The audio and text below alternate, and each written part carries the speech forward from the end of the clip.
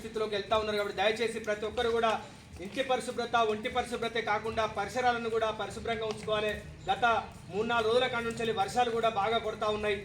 దానివల్ల వాగులు వంకలు పొంగి పొరులుతూ ఉన్నాయి కాబట్టి దయచేసి ప్రజలు కూడా అవసరమైతే తప్ప బయటికి వెళ్లకుండా ఇంట్లోనే ఉండి జాగ్రత్తలు తీసుకోవాల్సిందిగా కోరుకుంటూ, విషజ్వరాల కాలం వచ్చినది వినండి మీరంతా,